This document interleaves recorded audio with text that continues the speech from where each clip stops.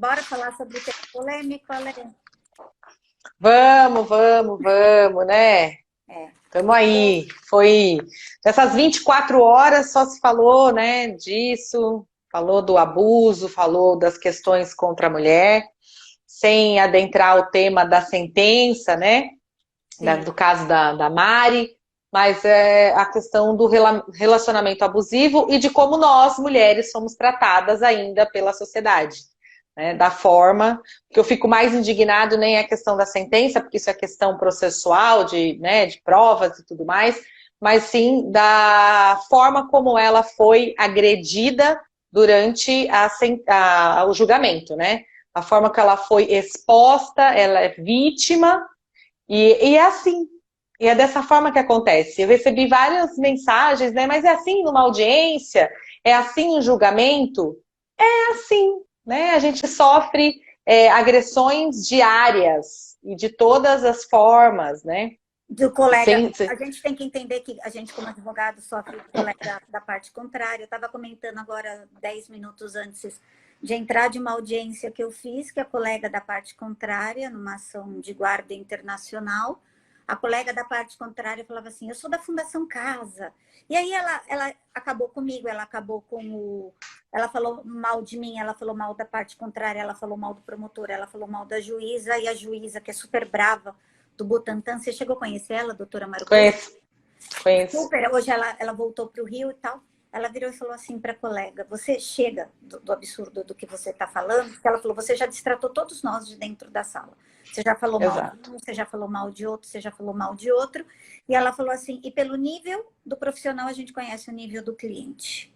Então ela falou, É. por aqui acaba. E o promotor falou para a parte contrária, né, para o réu, falou assim para ele, se você quiser conversar comigo na minha sala, eu te atendo depois de audiência, desde que a sua patrona não esteja dentro. Então, nessa história, postura do juiz eu não vou nem comentar, do promotor eu não vou nem comentar. Vou começar comentando pela postura do nosso colega.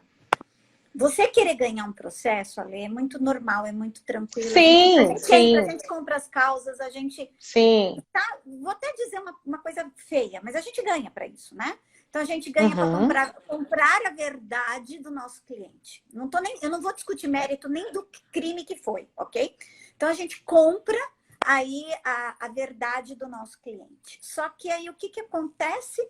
O cara, por causa de uns honorários ou por causa de um mandato, vai e faz o quê? Ofende a parte contrária, se A presta que nessa custo, postura. então, a que custo, né? A que custo você vai ganhar essa causa, né? Então, acho assim, quando a gente fala da questão do relacionamento abusivo e eu falo machismo estrutural, você deu o exemplo da colega e a gente escuta de muitas mulheres, né? Quando eu ouço, por exemplo, algumas mulheres falar que precisa terminar com a lei da alienação parental porque estão protegendo abusadores. Isso é um absurdo, porque aonde está escrito que o homem é incapaz de criar os seus filhos? Nenhuma. Eu acho que, exatamente. E por que que nós, mulheres, temos que estar no patamar superior sobre isso, sobre as crianças, né? Então não existe, não deve existir essa situação. Mas começa com algumas mulheres, sim, reiterando que o pai não é capaz de cuidar de seus filhos, que eles não devem fazer as tarefas domésticas, e a gente vai repetindo geração por geração e isso nunca vai acabar. Nós não somos propriedades dos homens, o casamento não dá plaquinha de propriedade particular, né, sobre isso é muito importante dizer, mas o que nós vimos ontem na questão da Mari foi lamentável e, como eu disse, né, nas minhas redes, o Estado falhou mais uma vez, porque ela tinha que estar numa posição de sendo protegida, né, e não violentada, porque ela foi violentada. Quando o colega, infelizmente, colocou as fotos dela com a roupa dela, querendo dizer, olha o jeito que você se veste, por isso aconteceu isso com você. Por favor, não é a roupa, não é o comportamento, não é nada disso. A gente tem que parar de, né, reiterar essa cultura do estupro e achar que está tudo bem. Essa questão da roupa, isso já é público, já fez 2 anos, também para quase terceiro agora, em março, que eu sofri abuso dentro do metrô, né? Pegando o metrô às 6 horas da tarde, uma pessoa ejaculou nas minhas costas. E olha como são as coisas. Eu olhava para uma pessoa, para uma mulher na frente que estava com uma bermuda ou um fusô de lycra bem colado, com uma blusa curta, ou seja, o corpo dela estava bem à mostra.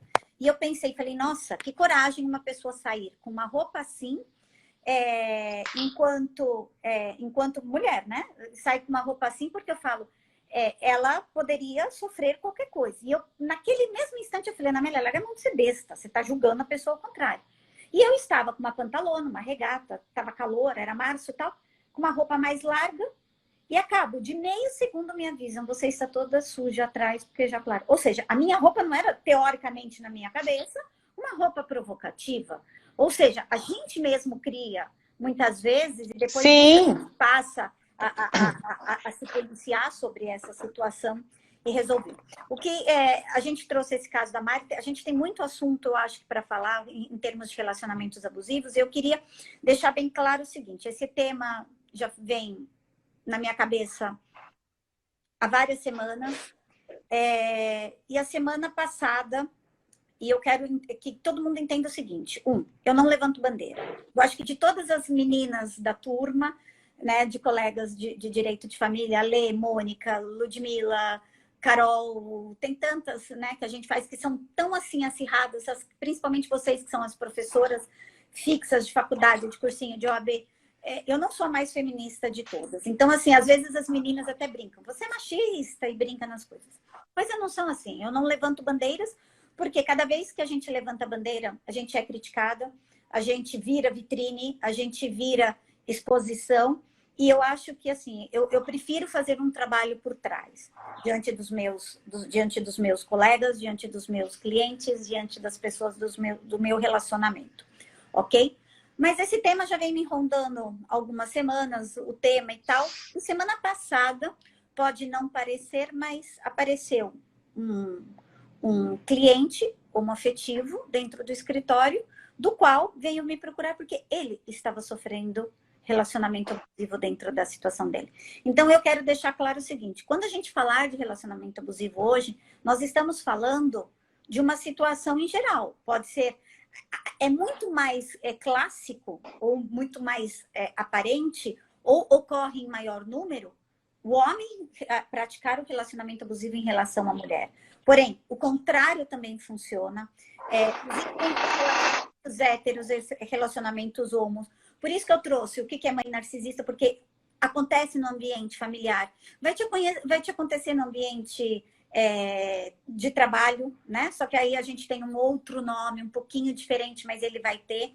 Então, a gente tem que entender que relacionamento abusivo não é exclusividade de nós mulheres sofrermos, ok? Existe a vulga louca que o cara chega aqui e fala para mim, ela é louca, ela cata meu celular, ela joga na parede, ela faz a situação, ou a gente escuta das pessoas próximas, minha mãe, meus irmãos, a família realiza esse tipo de relacionamento e tal. Então, a gente está vendo, né, diante de todas essas situações, que não é exclusividade relacionamento homem-mulher. Eu prefiro deixar isso claro, porque apesar da gente defender toda essa história, né, e resolver, só para que a gente não crie mais polêmicas dentro dessa situação. Como você disse, a gente não defende o teor da sentença, a gente defende o respeito pelo ser humano. Estaríamos indignadas num outro tipo de crime, eu estaria tão indignada com um homem sofrendo um desrespeito de um colega advogado, de um juiz e de um promotor, como em audiências de família, como você disse, em questão de alienações, a gente vê muito. Vê ou não vê? Vê quando muito. o juiz humilha o cara e diz para ele que ele é menos pai porque ele não está lá, quando o cara tenta conseguir realmente visitas no fim de semana e aquela mulher que cria a alienação parental não deixa de ser... A alienação parental não deixa de ser um relacionamento abusivo. Sim, claro que é. Usando uma criança de escudo.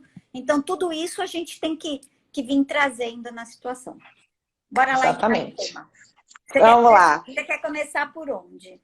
Vamos falar. Toda vez que a gente fala de relacionamento abusivo ou de violência doméstica, as pessoas sempre já fazem o pensamento da agressão física, né? Eu costumo dizer do soco na cara, né? Daquilo que deixa marcas visíveis.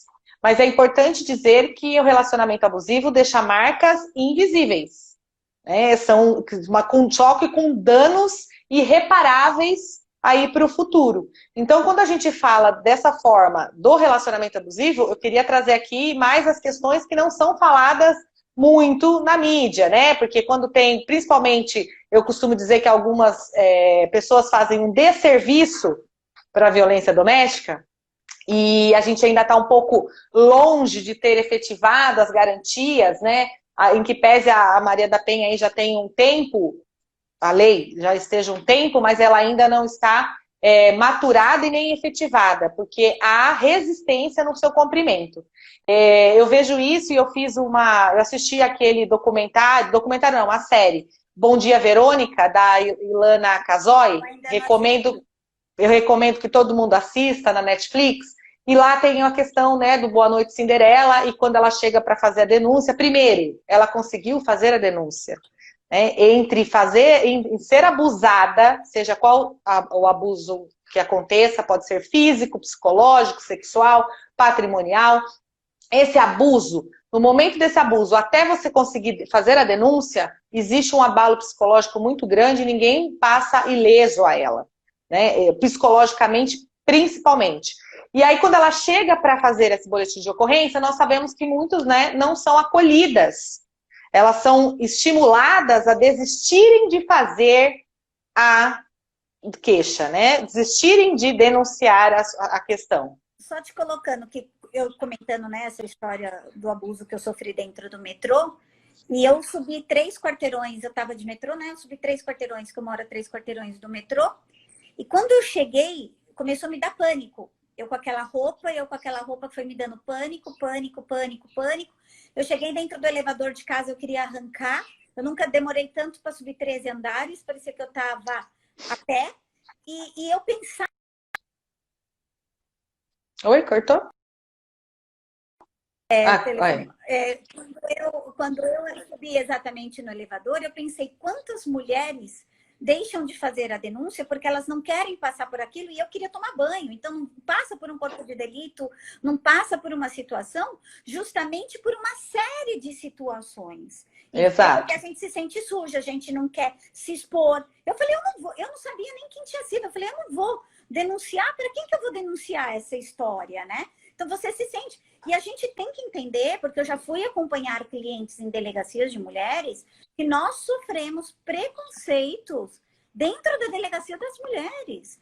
Exatamente. Exatamente.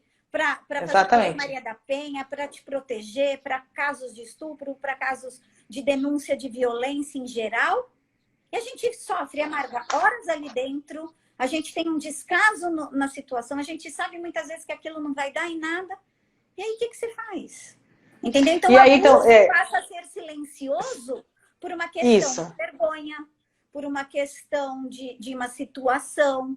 Ninguém consegue sequer entender o que está acontecendo. A pessoa está ali naquele labirinto de situações, de sentimentos, de coisa, de vergonha e tal. E o sistema, mais uma vez, o Estado falha.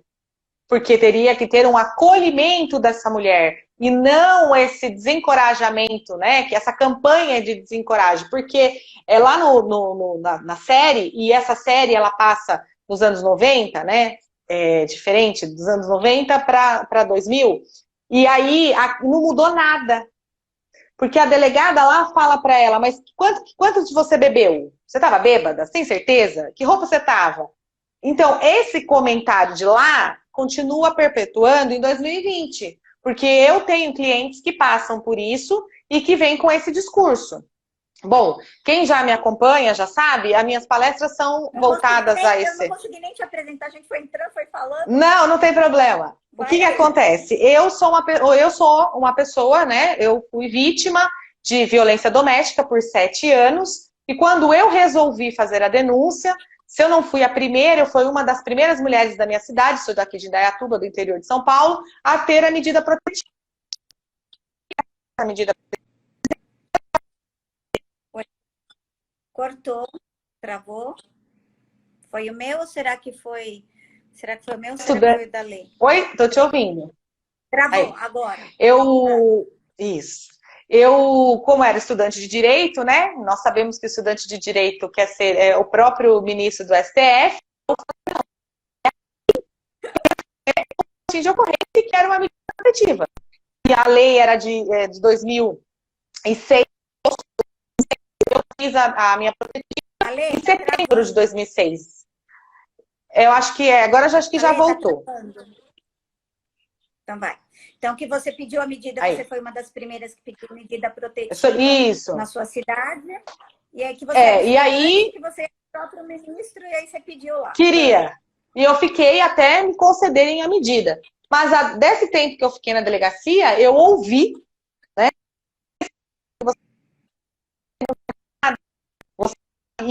Essa situação foi muito constrangedora, porque você precisa de doença, você está com medo, você já decidiu estar ali e você não tem um acolhimento, muito pelo contrário, né? Você vai sendo afastada.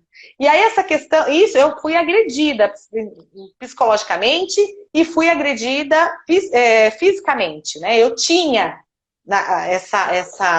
a marca da agressão.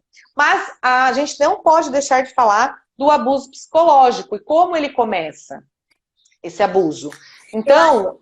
Posso só pode? dar um gancho? Desculpa, eu acho assim, que a gente tem que entender que o abusador, que o relacionamento abusivo, aquela pessoa chamada abusador, né? Ela faz o abuso se dá, eu acho que principalmente no nível do controle. Sim. Né? Então, é o controle que a pessoa quer exercer em cima do outro.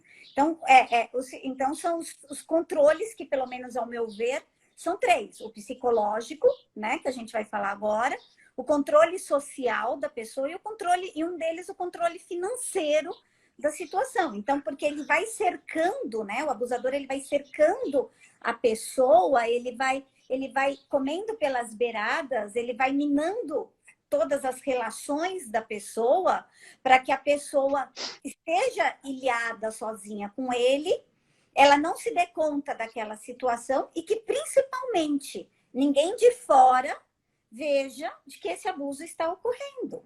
Entendeu? Por isso que ele tem que primeiro ilhar essa pessoa, né? Ele tem que tirar ela do circuito de visão de todo mundo, porque se ela não sair daquele circuito, todo mundo vai alertar ela, né, daquela situação.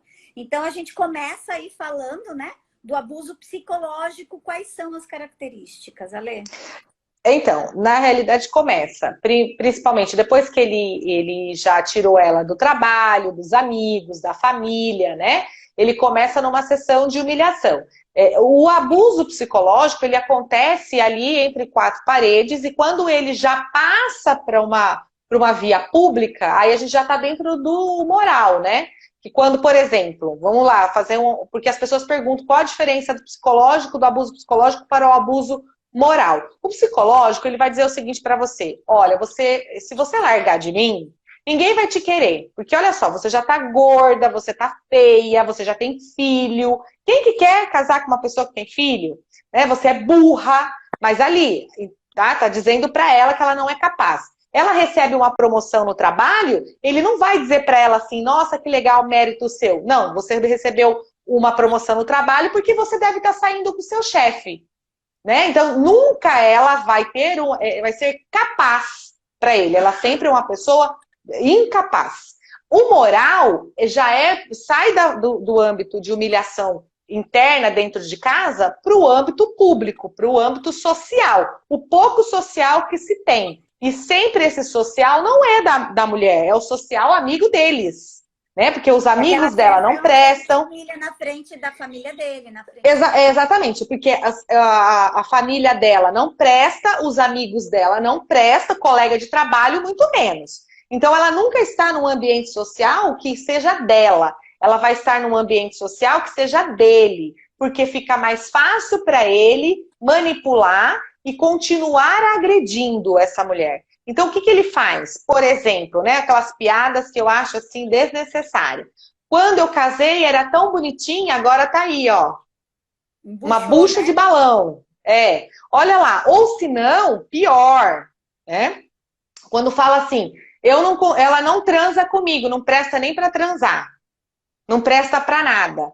Isso é uma forma de atingir essa mulher. Eu faço escutativa de mulheres que não querem fazer denúncia, mas querem desabafar e não têm coragem de desabafar com a família, com uma amiga. Então, a gente tem, né, um grupo de pessoas que atende escutativa. Então, eu tenho um caso que eu, né, ouvi, ela dizia assim, ele transa comigo e depois que ele termina de transar, ele fala assim, deveria ter ido, né, transar com uma prostituta que eu teria ganhado mais. Então, veja, ela foi procurar um médico porque ela achou que ela tinha algum problema sexual, quando, na realidade, isso é consequência de um abuso psicológico que ele faz com ela. Ele não agride, mas ele elimina, inclusive, a capacidade dessa mulher... Fisicamente, mas ele agride não agride fisicamente, mas agride essa mulher de tal forma que ela se acha incapaz, inclusive, de fazer, né, de ter um ato sexual com ele. A gente traz aqui na frase, né? Ele fala assim, eu te amo, mas... Entendeu? Né? Eu amo você, que nem você falou, você tá gorda, você tá feia, eu te amo, mas... E aí o mas vem todo aquele desabamento de informação, né? Ele fala, ninguém amará você ou ama você como eu. Ele responde para ela. Ele vai o amor dele é sempre maior. Ou ele fala para ela, se você me deixar, eu me mato. Entendeu? E faz é o chantagem emocional. Consequências psicológicas, né? Sim. Uma outra coisa, a responsabilidade de um bom ou de um mau relacionamento é dela, ou dele, né? Da pessoa que tá... Dela, a gente coloca a pessoa que está sofrendo, tá? Não dela. Isso. Então é assim, o bom ou mau relacionamento é responsabilidade somente sua. É ou não é? Então, ou seja, eu sou isento da responsabilidade do nosso relacionamento. Afinal de contas, você que não presta, você que não serve para nada, você não serve, como você disse, nem para transar, não serve para fazer a comida que eu gosto. E ali ele vai minando, né? A personalidade dela. Né? E ele faz o quê? Aí, ele, além, né, dessa situação toda, ele fala, se você largar de mim, eu vou mandar, por exemplo, vou contar para o seu chefe o que você faz. Ou vou falar para os seus pais quem é você. Mas quem é você? A gente costuma dizer, a pessoa, ela já não sabe mais realmente quem ela é. E ela fica nessa situação. Uma outra situação também, que é a questão da violência sexual, que as pessoas não comentam, e que algumas mulheres não sabem disso, né? É a questão da violência do estupro, né? No matrimônio. Exatamente, o estupro dentro do casamento. Então, quando a gente fala de estupro, a gente vai lá se remeter, por exemplo, a Mari, que foi estuprada, né? Numa consequência dentro de uma casa, né, numa boate, enfim. Mas existe sim a questão do estupro dentro do casamento e é importante que as mulheres saibam. Por quê? Porque nós não estamos ali para servir de forma sexual. Aí se você vai fazer um estudo sobre isso, e aí a gente encontra dentro dos lares mais, né, vamos dizer assim, mais tradicionais, mais radicais, questões religiosas, você vai ver que as pessoas, né, têm o hábito de dizer que a mulher é submissa. Então, ela tem que fazer tudo aquilo que o marido quer. E o que está errado. Então, fazendo uma questão histórica, eu costumo dizer, né? Desde que Adão foi induzido por Eva para comer o fruto proibido, a mulher é vista como algo perigoso. Depois, no Novo Mundo, ela foi vista como um objeto de desejo e a serva. Ou ela está ali para servir a família, o marido e os filhos, ou ela está ali para ser objeto de desejo, né? Para servir os prazeres sexuais daquele homem. Então, a gente veio com isso carregado. E aí essa questão sexual volta aí dentro do casamento, que se a mulher não está no momento, ela não quer, fala, não, eu não quero hoje, ela ou tem alguém, né? Aí começa. toda aquela, né, que eu falo, a ladainha do você tá me traindo, você tem alguém com quem que você tá, eu vou te seguir, aí ficam essas situações. Na realidade, ela apenas realmente não está no momento para ter um ato sexual. Acaba fazendo, e quando ela faz, sem forçado, ela é estuprada. Né? E aí depois vem aquelas questões, né, do perdão. São as fases, Ai, né, do relacionamento abusivo, cara. sim, vai do perdão. Ele tem a crise, ele explode, né? A pessoa explode, faz aquele estrago imenso. Às vezes chega na violência doméstica, às vezes nem, né? Mas ele faz aquele estrago, ele faz aquela guerra, ele procura. É isso que eu coloquei, né? Ele procura a situação de guerra nas situações de paz. Ele provoca, ele vai indo. Isso, é a fase da tensão. A gente fala. Eu vulgo procuro pelo em ovo, né? Isso, a gente chama da fase da tensão. E aí, depois que ele criou aquele clima, depois que criou aquela situação, depois que tudo explodiu, que ele viu que, desculpa, né, que fez merda na história, que a história eclodiu de um tal jeito, o que acontece? Ele vai e entra, né, o ciclo abusivo, como estão colocando aqui, ele entra na fase de lua de mel. Então, alguns, né, principalmente no começo do relacionamento abusivo, quando a gente fala, dependendo da situação, o cara já nem disfarça mais, ele vive só na fase ruim, né? Na fase da tensão. Na fase da tensão que a gente chama, né? Então ele entra na fase da lua de mel e aí ele é o cara que vai te trazer flores, ele prepara o jantar, ele finge que nada tá acontecendo dentro de casa. Então ele fala que não, ele tem aquele o hábito, né? A gente escuta muito, é o hábito assim, você que me deixou nervosa desse jeito. Se você não tivesse me deixado nervoso assim, eu não teria feito isso, né? Mas, que nem no meu caso, né, quando eu passei pelo abuso, por exemplo, você vai pedir uma comida no restaurante, você olha para quem? Você olha para o garçom, né? Aí o garçom faz o seu pedido, você vira, a pessoa fala assim, por que você olhou para o garçom? Você está interessado no garçom? Pronto, acabou o seu jantar. Porque a pessoa já começa ali, entendeu? E isso é um perfil, infelizmente. É um perfil. E a culpa sempre é da vítima. A Mônica tá aí, né? Um Minuto de Família nos assistindo. Sempre a culpa acaba sendo da mulher, porque é ela que provocou e tudo mais. Aí, historicamente, a gente voltando lá atrás, a gente vai ver essa questão de que a mulher, ela era posta, né, como culpada de tudo mesmo. Por isso que nós, né, tivemos aí um Código Civil desde 1916 e só mudou em 2002, em que a mulher era considerada relativamente capaz. Ela dependia da outorga marital, do marido. Se não, às vezes o CPF dela era atrelado ao dele. Ao marido, ou se não ao pai. Né? Enquanto solteira, estava subjugada ao pátrio poder, que é o pai que decidia pela mulher solteira, e se enquanto casada, poder marital, ela não poderia fazer nada. Ela poderia, inclusive, receber herança, mas quem administrava?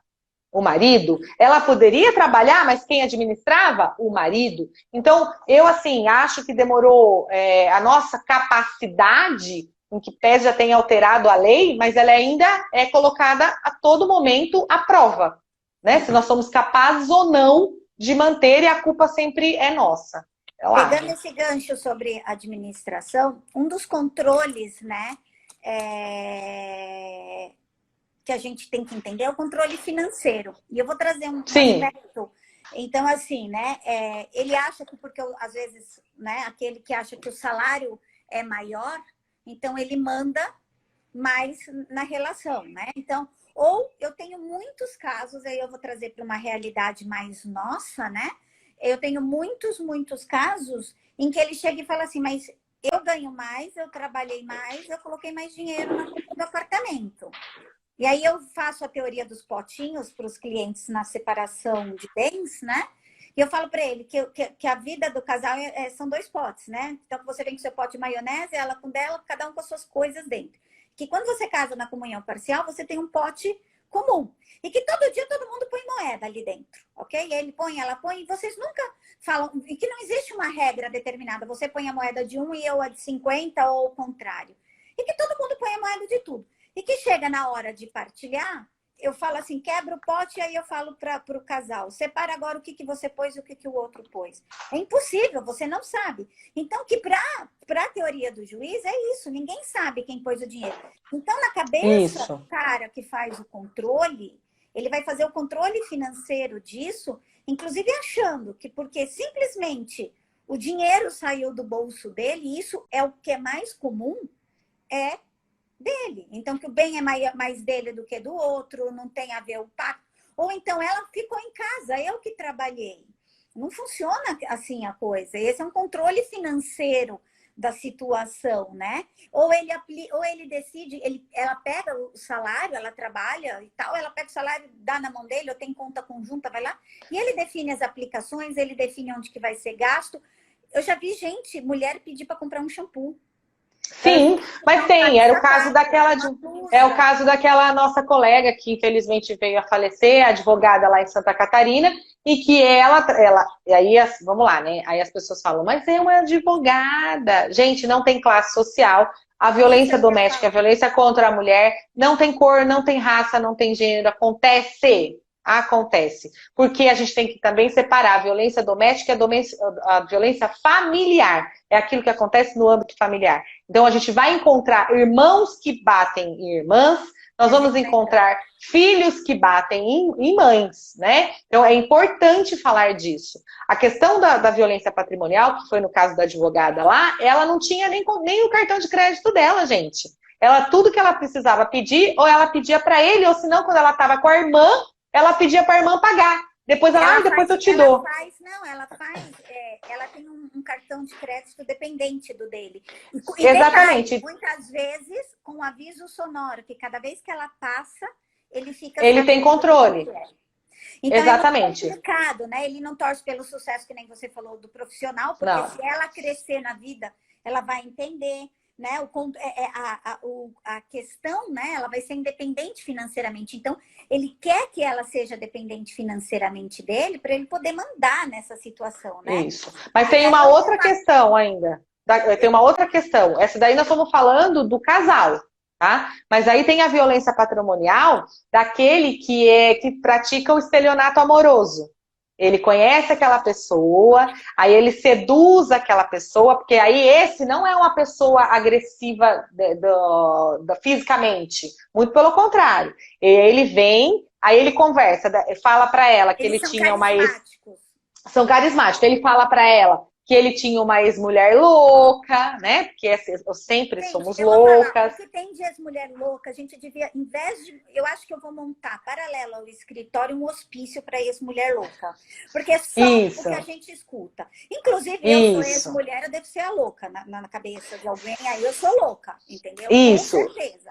Então, e aí ele trata bem, ele pega toda a fragilidade dessa mulher e ele usa a favor dele. Aí, de repente, ele já está dentro do apartamento dela. Vou aqui, né, relatar uma escutativa de uma médica super bem conceituada, e ela se envolveu com uma pessoa e foi, assim, 6 meses da vida dela. Ele, todo da lábia, né, que eu falo, levou ela no canto da sereia.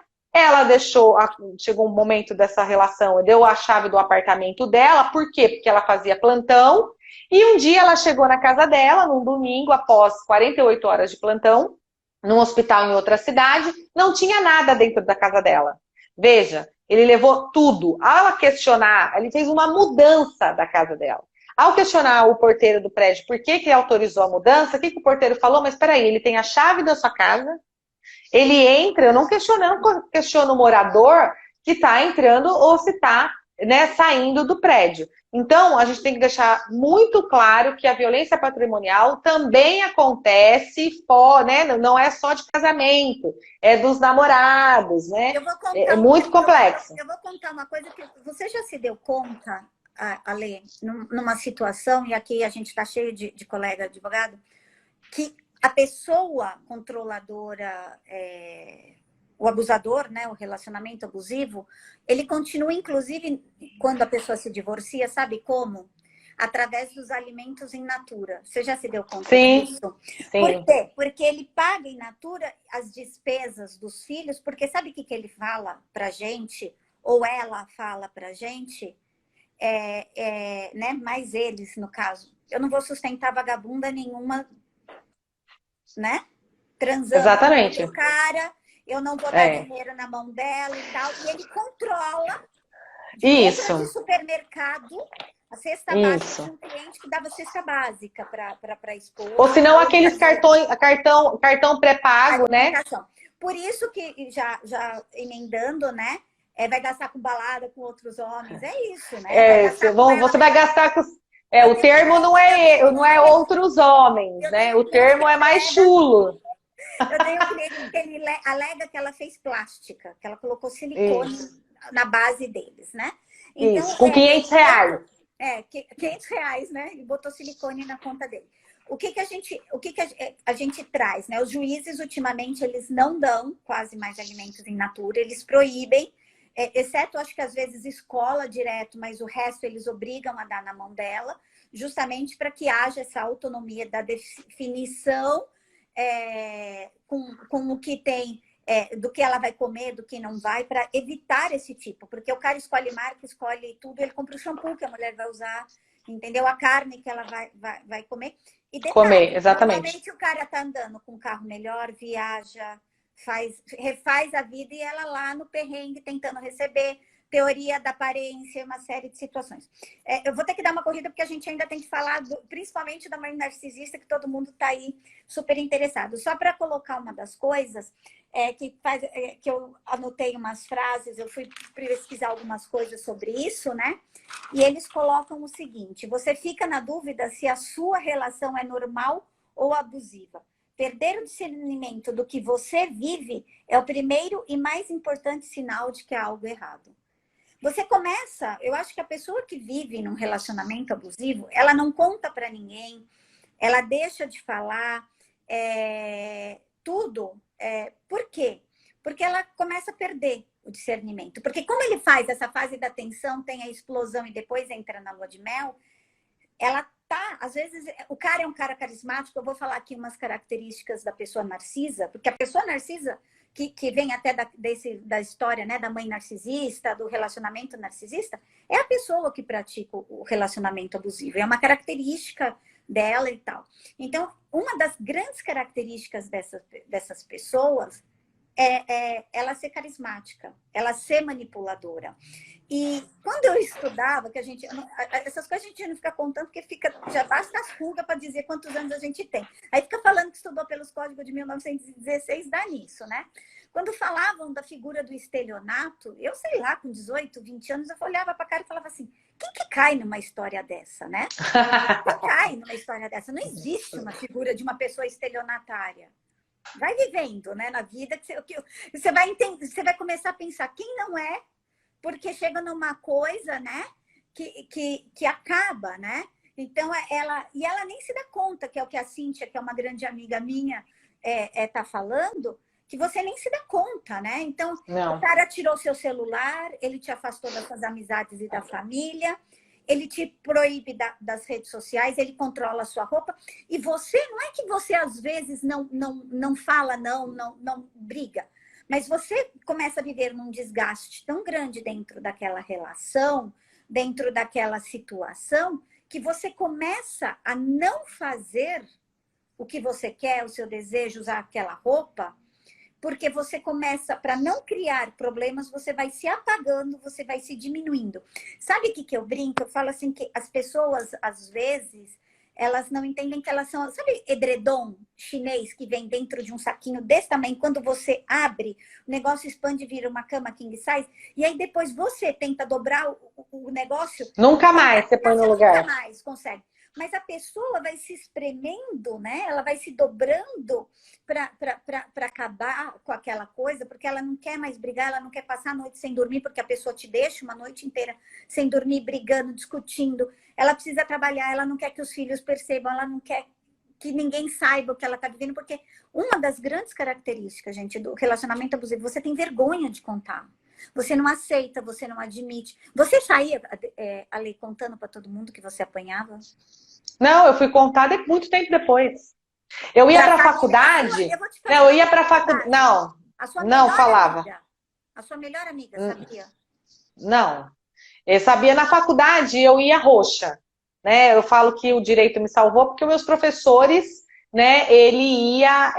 Meus professores, alguns me questionavam, tanto que dois me chamaram, era um delegado e um promotor, e eles falaram assim, ó, ou você denuncia ou denunciamos nós, porque todo dia roxa não dá para você chegar. Então eu tinha várias desculpas, eu caí, eu bati, né? O guarda-roupa caiu em cima de mim. Olha quantos guarda-roupas caem em cima das pessoas.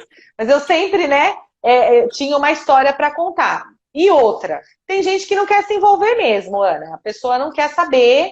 E aí tem uma pesquisa do IPEA, é de 2013, mas é muito atual, em que as pessoas não acham, né? A pergunta foi, você acha que a mulher você possa ajudar a mulher a fazer a denúncia? A pessoa fala, não, eu não quero me envolver, acho que ela não deve se denunciar. Então, a sociedade não ajuda, né, na questão da denúncia. A sociedade não olha, né, para a mulher com esse olhar de que, olha, você precisa se salvar. Não, você precisa ficar com o seu marido porque é ruim com ele, pior sem ele. E aí, quem vai te ajudar, né, com os seus filhos? Eu ouvi isso, Ana, minha avó falava isso para mim. Minha avó, e as famílias quando não eu fiz querem se meter a... para que você não peça dinheiro, para Não, que você não não. vá para casa, você não cate o seu filho para Exatamente, casa da sua isso. mãe, do seu irmão. Não, A ninguém quer família não quer saber. te escutar, entendeu? Porque às vezes, e vou falar, às vezes as pessoas também estão passando. Minha avó, que era uma portuguesa analfabeta praticamente, falava: o telhado da casa dos outros encobre muita coisa. A gente não sabe realmente o que está passando, porque Exatamente. às vezes a violência é muito mais silenciosa do que o escândalo. Eu Óbvio que lembro que a quando minha você... avó, quando eu fui fazer a denúncia, e eu contei, né, que eu tinha ido fazer a denúncia, a minha avó achou um absurdo eu ter ido na delegacia, porque na época dela, a mulher que vai na delegacia, aí vou usar o termo, né, é mulher rampeira. Mulher que vai na delegacia e que vai fazer uma denúncia. E aquilo ficou, né, marcado para mim, porque eu ouvi essa frase, ruim com ele, pior sem ele. Quem me acolheu quando eu fiz a denúncia e eu saí de casa, a casa era minha, mas eu preferi sair para ele sair de um tempo depois, porque eu tinha medo de voltar. Naquela época não fazia a prisão em flagrante ainda, e aí eu, né, tava bem... Gente, a lei tinha acabado de sair, ela tinha 20 dias quando eu fui fazer a medida protetiva. E eu que fiquei, quem me acolheu foi uma amiga da faculdade, me acolheu eu e minha filha. A família dela me acolheu. Porque eu vou dizer, a minha família me acolheu. Não, a minha família não queria se envolver na história. Primeiro que eu não contei. Fui contar um tempo depois, né? Eu tinha vergonha mesmo de contar as histórias. Mas eu passei. Agora, uma situação também que a gente precisa dizer, que as crianças também são vítimas. Quando elas não são vítimas... Exatamente. Quando elas não são vítimas agredidas, elas são vítimas porque elas assistem à agressão. E a minha filha assistia à agressão. E o link, né, para eu acordar do transe, porque eu sofri de crise de Estocolmo. Por quê? Porque ele me batia, gente. E depois ele falava assim, vamos tomar um café? E eu falava, gente, como é que eu posso, né, achar? O que eu fiz para esse cara me bater? Eu devo ser uma pessoa ruim, né? Porque, olha só, quer me levar a jantar, quer me levar a tomar um café. Eu acabei de tomar um monte de porrada, porque eu apanhava bastante, ele me batia por todos os motivos e mais um pouco. Mas tem uma cena em que ficou mais assim, da minha filha, foi que eu era 7 horas da manhã, estava saindo para trabalhar, ele me deu uma voadora do nada dentro do banheiro. Eu quebrei o box com o meu rosto, meu nariz quebrou. E a minha filha que me socorreu, porque ela pegou uma toalha, veio perto de mim, e a minha filha disse a seguinte frase. Na época, ela tinha 5 anos, 5 para 6. Né? Tá na hora de você trocar de pai. Essa frase impactou muito para mim, porque a gente tem essa questão, e é uma outra pergunta que está na pesquisa do IPEA, referente à questão da violência contra a mulher, principalmente no âmbito doméstico, é essa. Você acha que a mulher, ela deva denunciar ou ela deva proteger os filhos? E aonde é proteger os filhos? Ficar dentro de casa com o agressor. Ainda há pessoas que acham que não deva fazer a denúncia porque tem que proteger os filhos. E a minha filha estava pedindo socorro. E muitos filhos pedem socorro.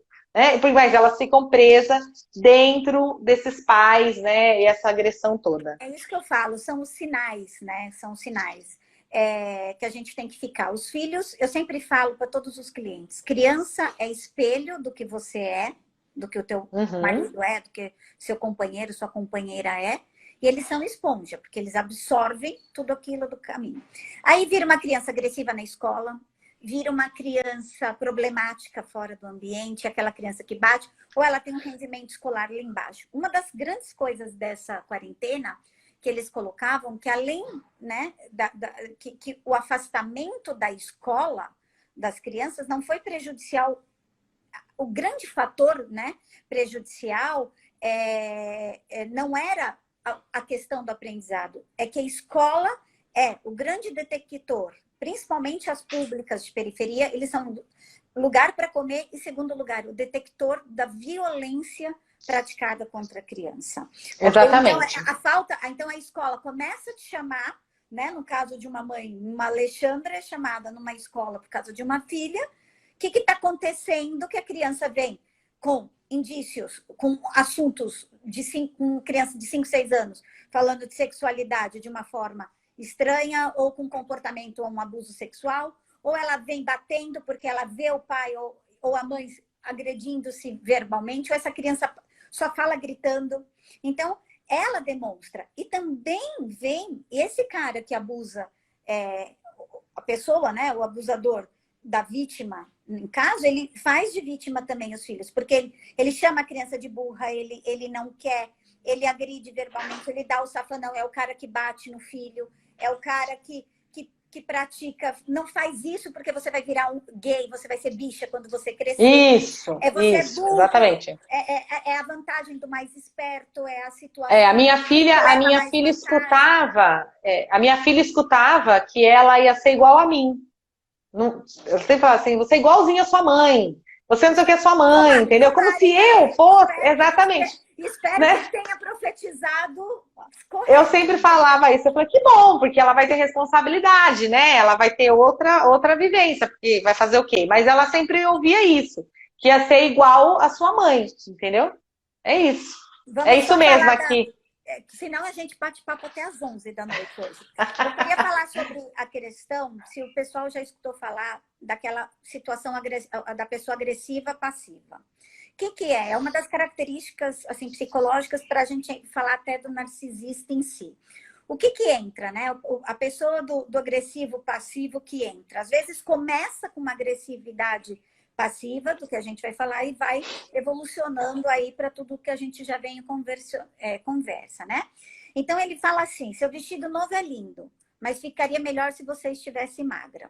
Esse comentário, assim, acontece, vamos sair até das relações amorosas. Quantas meninas adolescentes, na fase dos seus 14 a 16, 17 anos, que foram gordinhas? Porque às vezes a gente tem... O menino também acontece nisso, o menino acontece um pouquinho mais cedo do que a menina, que dá aquela engordada, porque ele vai ter aquele estirão do crescimento, e aí ele fica aquela criatura, ele é mais gordinho quando pequeno, e aí fica aquela criatura esbelta, porque é uma reserva que o corpo faz para justamente ter aquele crescimento.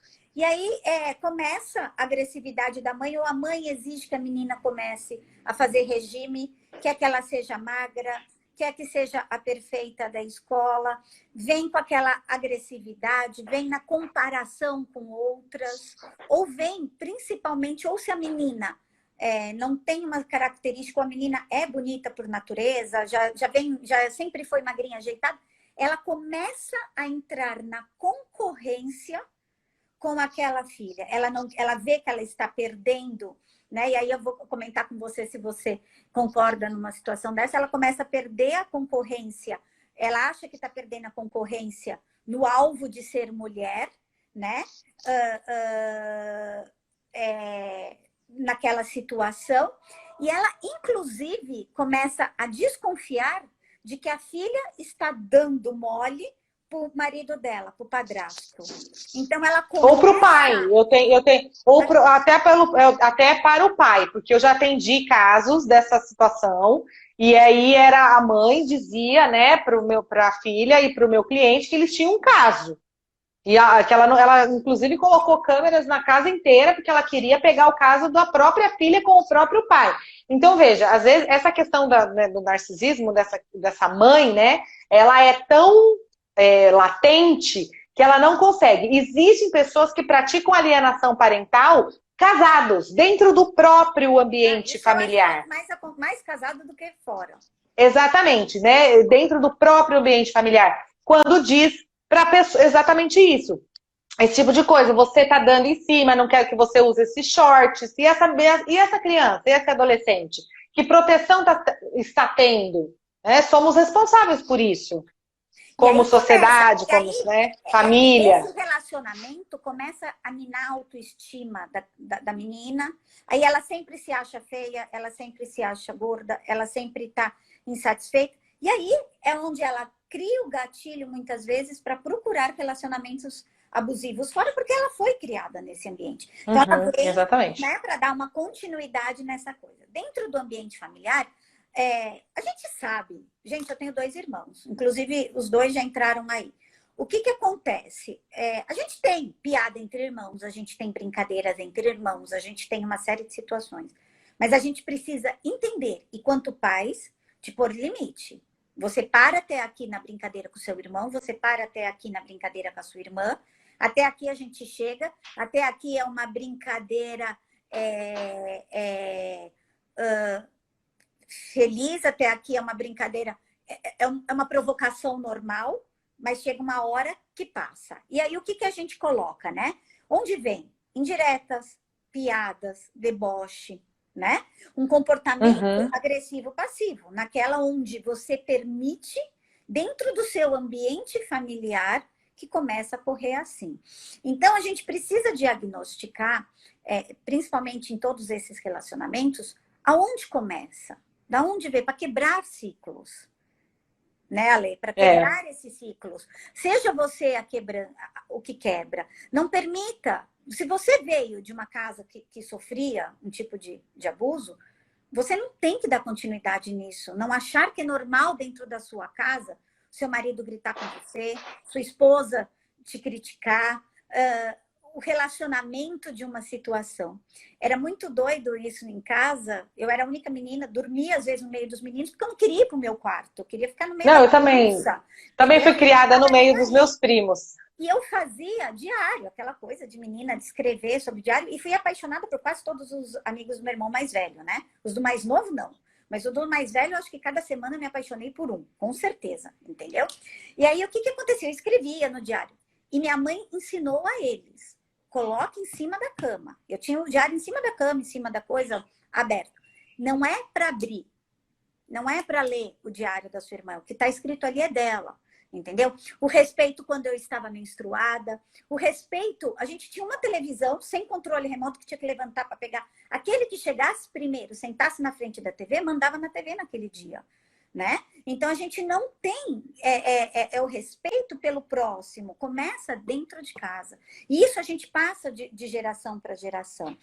É óbvio que a pessoa narcisista... E aí é uma das questões que eu quero te trazer numa pergunta. Você acha que quem pratica relacionamento abusivo, quem é o agressor, percebe que está tendo esse tipo de comportamento? Ele percebe que ele está manipulando os fatos? Ou você acha que às vezes ele não tem consciência, Alessandra?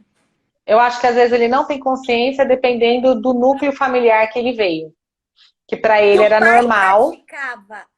Porque é geracional. É geracional, tá? E aí o meio, por exemplo, tem gente que não gosta de beber, mas sai para beber porque o pai bebia. Então, por que ele precisa voltar para casa? Ele tem que parar, sair do trabalho e parar no bar.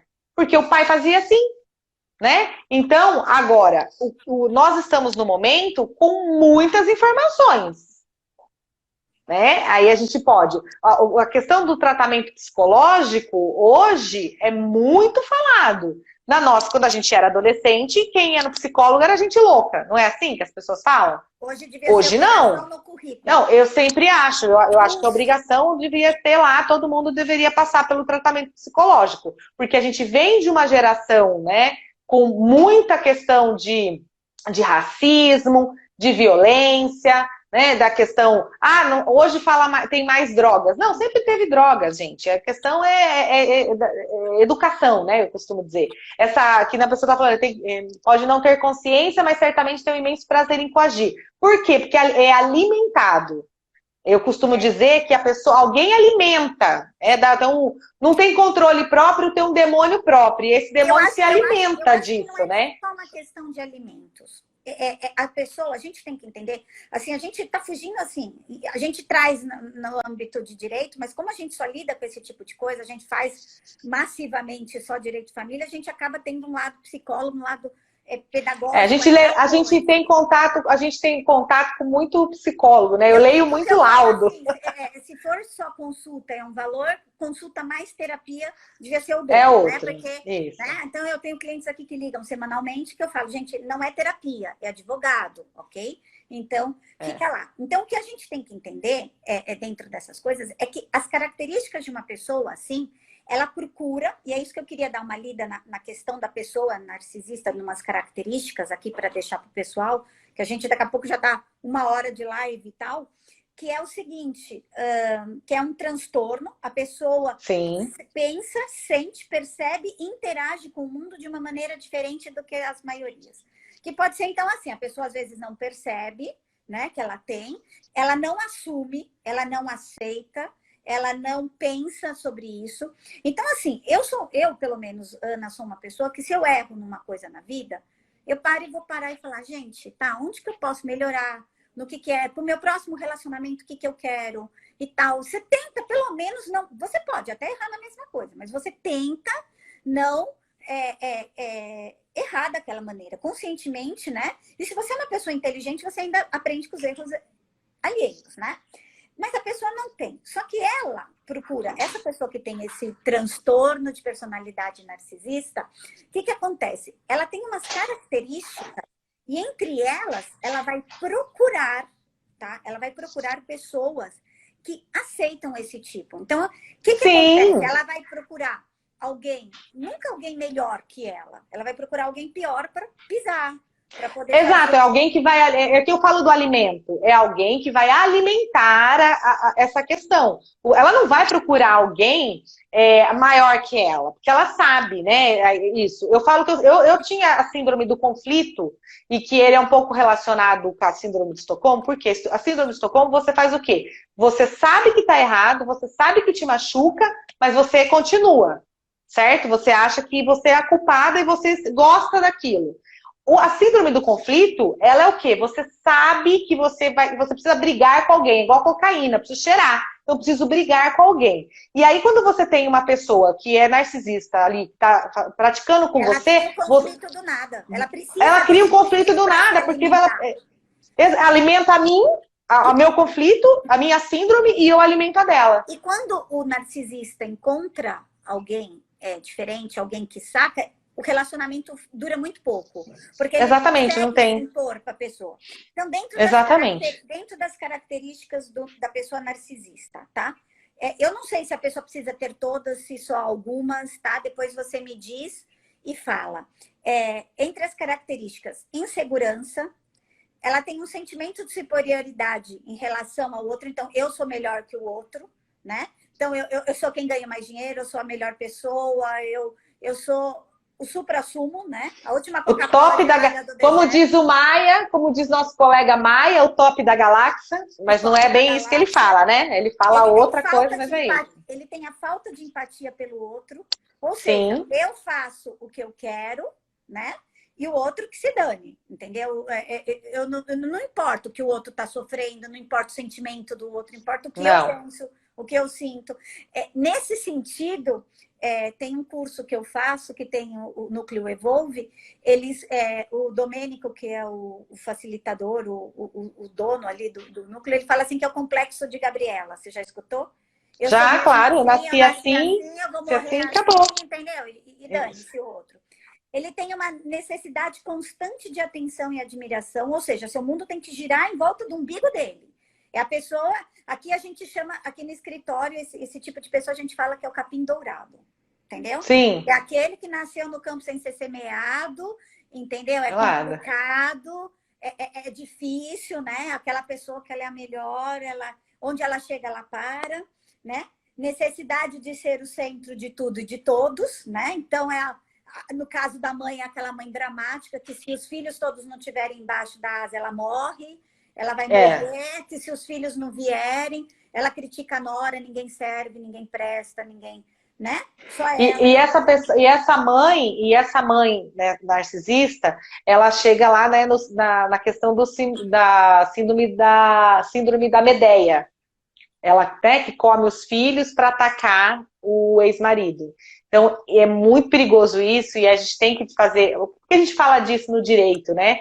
Porque a gente tem que ter... Quem trabalha com família tem que ter o mínimo de sensibilidade e reconhecer todas essas síndromes para poder auxiliar a parte que você está do lado. Quando não, você é a sua cliente. Principalmente na alienação parental. Exatamente. Quando não, você tem que falar para a sua cliente que ela sofre de síndrome narcisista, né? E que ela não pode ser a pessoa, a única, porque ela não sabe lidar com... Literalmente que o mundo não gira no entorno do umbigo. Exatamente. Ela tem uma notável superficialidade. Você senta com a pessoa para conversar, você não consegue trocar 2 minutos de conversa com a pessoa, porque ela não tem o que falar, né? Ela não sabe o que falar. Ela é carismática, porque, a princípio, sabe aquele cara que chega chegando? Que todo mundo olha e fala assim, caraca, meu, que homem que essa mulher arrumou. E você vai olhar, a vida dela é um inferno por trás, Isso. né? Ele tem a manipulação dos fatos, das histórias. É o que você falou. Sempre a ex é a louca, sempre todo mundo que tá Todo errado. mundo é um problema, menos ele. Todo mundo. O cara tá no 10º, 20º casamento, só as ex são loucas, só a coisa... Ninguém, né? Ele nunca teve culpa de nada, né? Aquela situação. Ele é a grandiosidade. Tudo dele é maior, melhor, mais perfeito, né? Então, aquela situação tá sempre no papel de vítima. Sim. Né? Sim, tudo é comigo. É ó mundo, ó azar, né? A pessoa, ó mundo, ó azar. Né? Tudo comigo, tudo acontece comigo. E aí ela quer levar isso para o judiciário, né? E quando contrariada, apresenta o quê? Agressividade. Agressividade, exatamente. Essa semana eu li uma frase que dizia: por trás de uma mulher que grita, está alguém que não está escutando, não está sendo escutada. E por trás de um homem que grita, está alguém que não está sendo obedecido. Exatamente. Aí eu peguei, né? Vamos pegar 2 exemplos rapidinho de casos de mães narcisistas em desenhos animados. Te vem alguém assim de cabeça? Você assiste? Eu sempre assisti muito desenho animado por causa da Laura. Te vem alguém na cabeça? Assim, né, de desenho de fadas, né? Eu penso na Madrasta da Cinderela, claro. Eu até postei. As meninas também pensou, entendeu? Eu até pensei, até coloquei nesses dias que ela não precisa, que a Cinderela não precisa de um príncipe, ela precisa de um advogado, porque os pais morreram e a casa é dela, gente. Direito de sucessões, né? Roubaram o direito dela, né? E aí eu também volto lá na Branca de Neve, né? Espelho, espelho meu, quem é mais bonita do que eu? E aí eu uso essa frase quando eu falo a minha palestra, né? Da questão que eu passei pelo câncer de mama e a questão da vaidade. Porque a gente fica muito ali. Olha aí, a Mônica disse a mãe da Rapunzel, verdade. A Gothel, que ela fala assim, né? Eu brinco isso com a Laura, às vezes, quando eu falo para ela, ela fala, ai, você tinha razão. Eu brinco com ela, faço que nem a Gothel canta para Rapunzel. Sua mãe sabe mais. Né? Que ela vem trazendo, ela fala Rapunzel. E ali, né? Eu acho que a Gothel, de todas aqui, né? Para quem não assistiu, que é a bruxa que sequestra a Rapunzel e o cabelo dela mágico, ela né? Porque ela quer a Rapunzel, porque ela penteia o cabelo da Rapunzel. A Rapunzel penteia o cabelo dela e ela está sempre jovem. Então, ela vai, ela faz, ela fala, larga de ser tola, né? E ela faz aquele inferno na vida da menina, ela prende a filha para coisa, então só ela é a mais bonita, só ela. E a Rapunzel, você vê que ela vai crescendo, né? Ela é uma adolescente que faz 18 anos no dia seguinte, e ela tá com o vestido na canela, porque o vestido de princesa é comprido, mas cresceu e ela não dá. Ela faz o serviço de casa, ela faz toda a relação, né? Ela faz tudo para agradar aquela mãe e ela não consegue sair daquela vida.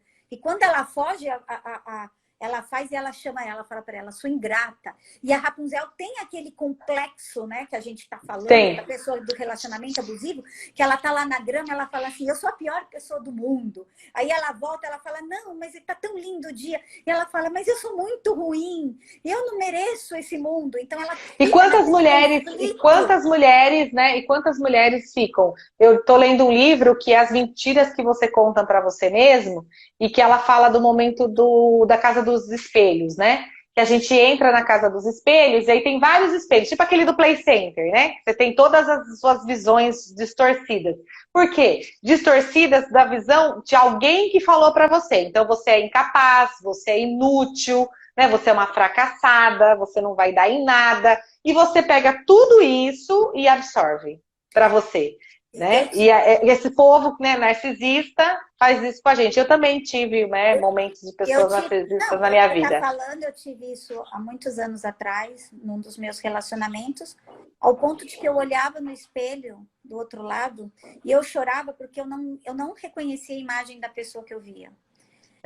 É incrível. É o que alguém te contou que você é. Eu era a sombra de quem eu era. Eu pesava 39 quilos, né? Eu não comia, eu não vivia, eu não dormia, era uma coisa de doido. E eu não reconhecia a pessoa que eu era atrás do espelho. Então, aqui é uma crise de identidade, né? Que a gente passa, assim, muito complicada. Para encerrar, eu queria só trazer também algumas formas de como se livrar de um relacionamento abusivo, né? Eu acho que, primeiro, ver se você concorda ou discorda. Aceitar que você está vivendo um relacionamento assim. Eu acho que é o primeiro passo. Isso. E que você precisa de ajuda. Sair sozinho de um relacionamento abusivo é muito difícil, gente. Não dá para se enganar. Você precisa de uma terapia. Dependendo da situação, você vai precisar de um psiquiatra. São irreparáveis. E por isso que existem mulheres que não conseguem nem trabalhar. Tá? Elas não conseguem. Por quê? Porque elas estão tão envolvidas dentro desse ciclo de violência que elas começam a desenvolver transtornos, como depressão, síndrome do pânico, comem as unhas, puxam os cabelos, né? Aquele movimento de fazer assim no cabelo, começa a tirar o cabelo. Isso, exatamente. Sudorese na mão, a sudorese também, começa, né, a tremedeira. Então, é muito importante que procure ajuda profissional especializada. Isso é uma das coisas. Perder a vergonha e ganhar a coragem de falar, de contar, de pedir ajuda. Melhor amiga, família. Então, se você também tem alguém que você começa a ver, que sua melhor amiga, uma pessoa que você conhece, alegre, expansiva de um jeito, começa a se fechar, começa a se afastar.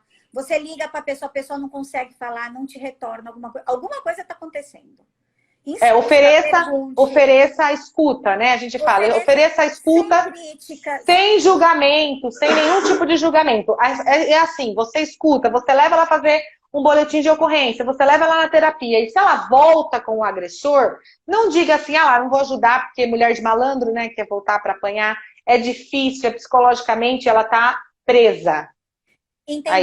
Entender que você não é o culpado por isso, sim, você é a vítima, não escolheu viver isso, e você é somente responsável pela sua felicidade.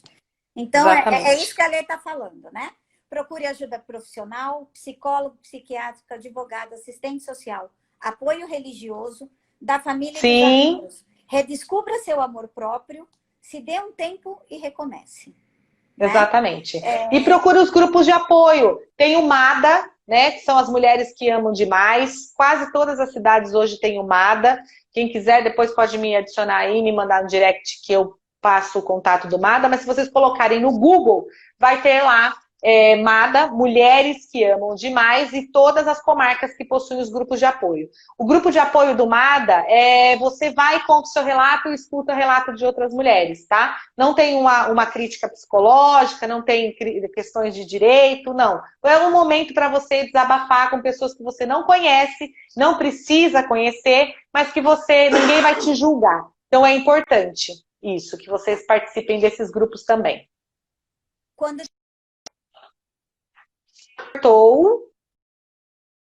Aí, voltou. A cliente está insistindo em me ligar. Vamos lá para terminar 2 minutinhos. Quando tiver oportunidade, faça uma lista do que você passou para fixar na mente e no coração o que você não precisa, não quer e não aceita passar de novo. Combinado? Exatamente. Último. Rejeite. Diga não, muda seu comportamento, né? Diga sim para você. Sim. Primeiro você, depois então, os outros. E eu coloco para encerrar, mas acima de tudo, se perdoe e se ame incondicionalmente. Sim. A culpa não é sua. Gente, eu queria falar o seguinte. Essa mulher que está do outro lado falando comigo, eu liguei para ela, eu vou chorar. Eu liguei para ela semana passada e falei... Liguei não, mandei mensagem e falei, Ale...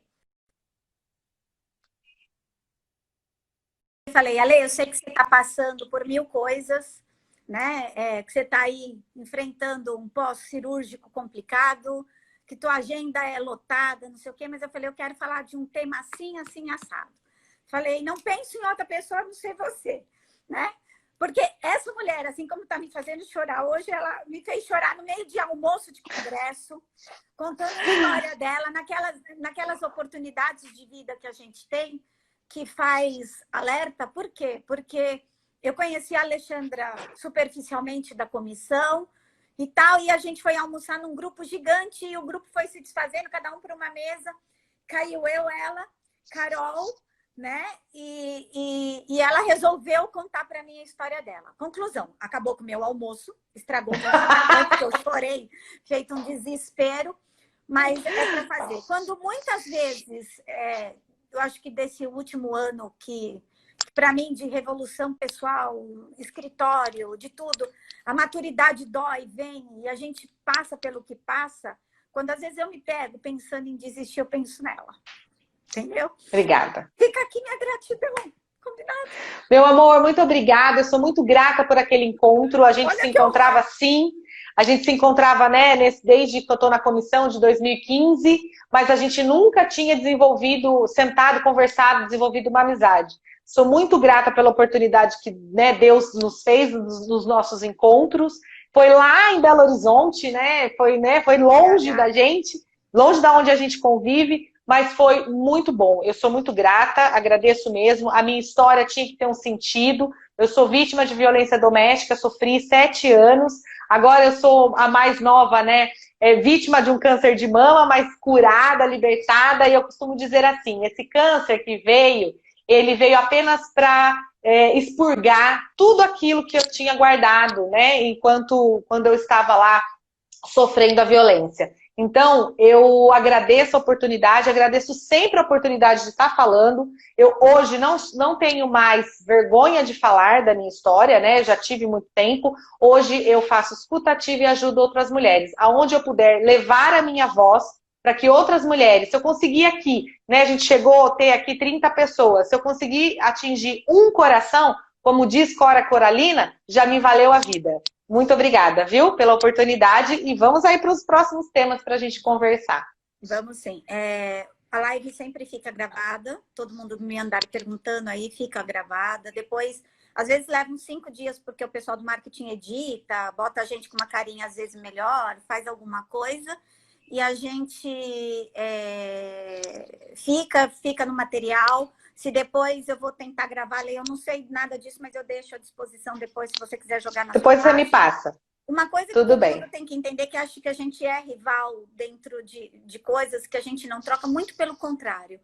Dentro da nossa turma de direito de família, pelo menos dentro das minhas amigas, e eu falo amigas, não falo colegas de trabalho, não. São amigas porque muitas frequentam minha casa, muitos sabem de histórias particulares, a gente se liga, a gente se conversa, a gente chora uma no ombro da outra, a gente mesmo longe torce, a gente sabe da luta de cada uma, a gente faz trocas, a gente tem uma turma muito, muito honesta entre a gente. Às vezes eu falo assim, eu lamento de não encontrar no dia a dia elas do outro lado de um processo, mas também dou graças a Deus, porque eu falo, Jesus, o que eu faria, né? Jogando contra umas loucas dessas. Não, a gente está entre amigos. Os clientes passam e a gente fica. Com certeza, sempre. Minha gratidão para todo mundo que entrou. 30 pessoas, você pode ter certeza. Foi aqui por causa de horário, a gente sabe como que a vida funciona. Mas, com certeza, a gente vai atingir muito mais gente, muito mais corações ao longo aí do tempo. Não tenho dúvida. Tá bom? Beijo, fica com Deus. Beijo todo mundo. Pelo dia de hoje. Tchau. Até mais, tchau.